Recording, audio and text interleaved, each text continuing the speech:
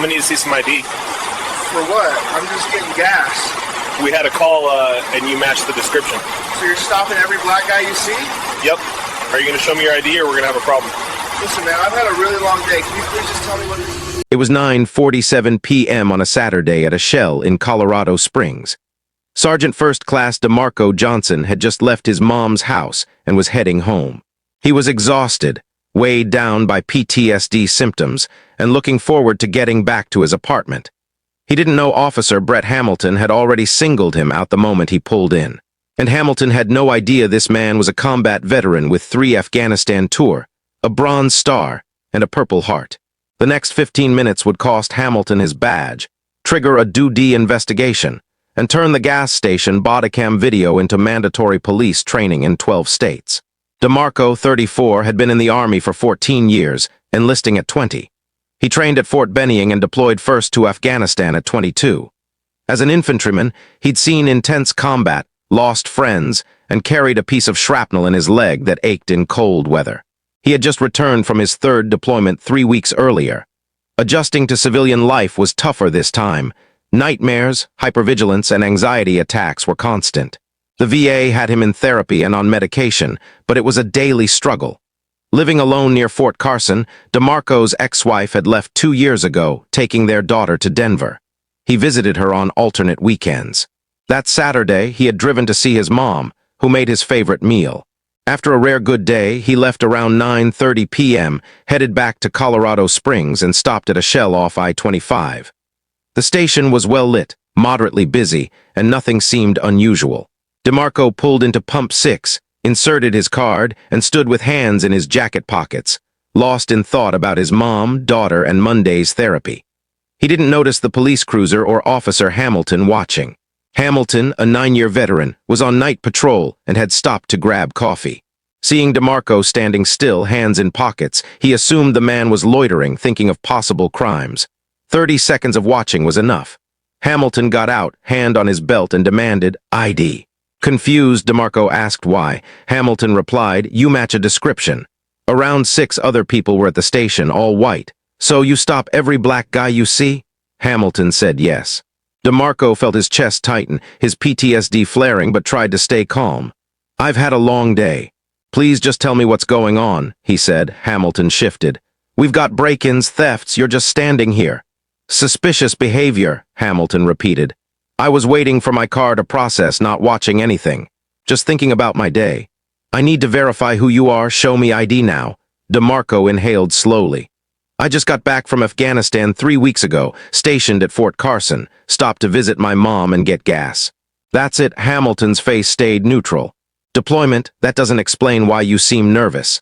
"Acting nervous? You came up to me demanding ID for no reason. Yeah, I'm nervous, wouldn't you be?" DeMarco felt a flash of anger but kept his voice calm. "I'm not doing anything wrong, that's the point." "Then show me your ID," Hamilton pressed. DeMarco slowly opened his wallet and held out his military ID, active duty, clearly visible. Hamilton glanced at it, surprise or doubt flickering, but he didn't back down. "Okay, military. Still, why were you standing here so long?" "I was waiting for the pump, normal behavior. I wasn't looking around or checking anything." "Illegal now. You match a description of a suspicious person." "What description?" Hamilton shifted. "Black male, medium build, dark clothes." "So you stop every black man you see?" "Watch your tone," Hamilton warned. DeMarco's PTSD kicked in, hypervigilance, anger, cornered feeling. "I served 3 tour, Bronze Star, Purple Heart, and you harass me because I'm black and vaguely match a description. Do you know who you're dealing with? Yes or no in the comments." Hamilton's face reddened. "Sir, calm down." "I am calm," DeMarco replied. "I'm talking calmly after being accused just for getting gas." "Lower your voice or I'll detain you for disorderly conduct." "I'm not disorderly, I'm responding to profiling." "You weren't profiled, we had a call." "What call?" "Show me the logs. What crime? What description?" Hamilton had no answers, there was no call. He had fabricated it to justify stopping a black man at a gas station. "I have every right to call someone," DeMarco said, pulling out his phone to reach his command. Hamilton moved forward. "Put that down, you're interfering with an investigation." "What investigation? I'm pumping gas." A white man in his 50s pulled in, saw the situation, and started recording. "Officer, what's going on?" "Step back," Hamilton said. "It's none of your business." "I can record police in public," the witness replied. Hamilton now had two problems, and his bodycam was capturing everything. With no justification, Hamilton turned to DeMarco. "You're free to go, but I'm logging a suspicious person report." DeMarco shook his head. "You harassed a veteran for standing at a pump. Have a good night, sir." Hamilton returned to his cruiser and left. DeMarco's hands shook, heart racing. The witness, Gary Peterson, a local accountant, approached. "You okay? I recorded it all." "Sure, what's your number?" They exchanged info. DeMarco finished fueling, sat 10 minutes shaking, breathing fast, doing therapist-taught exercises. 4 in, hold 4, 4 out. When stable, he drove home, but didn't let it go. Next morning, he called his commanding officer, Lieutenant Colonel James Martinez, a trusted mentor. Martinez listened as DeMarco recounted the stop, threats, disbelief over his service. "Do you have evidence?" Martinez asked. "Bodycam and witness video," DeMarco said. Martinez acted immediately, contacting Colorado Springs PD and Dudy's DCIS. Harassment of active duty personnel is taken very seriously. It affects morale, retention, and town-base relations. Within 48 hours, DCIS opened an investigation, obtaining the bodycam. Special Agent Patricia Reeves reviewed Hamilton's footage and Peterson's recording. Clear harassment. No valid reason, no suspicious call, threats without cause, questioning military service. Hamilton's record revealed 217 suspicious person stops in 5 years. 186 of people of color, 86%. Minorities were 33% of the population. 7 prior complaints about racial profiling were dismissed due to lack of evidence. This time, there were 2 videos and a credible veteran complainant. 3 weeks later, Hamilton met Reeves with his lawyer. "Why approach Sergeant Johnson?" "Suspicious behavior," Hamilton said. Reeves showed video, he was just standing. "Suspicious, define it." Hamilton hesitated. "I might have been mistaken about the call." Reeves presented the data. Racial pattern, vague justifications, lying. Hamilton's lawyer advised silence. The DCIS report concluded he violated Johnson's civil rights, lied on duty, and had racially biased policing patterns. The report went to CSPD recommending termination and reforms. The department chose action. Hamilton was suspended, internal review confirmed DCIS findings, and he was fired 4 weeks later. His union's grievance was denied.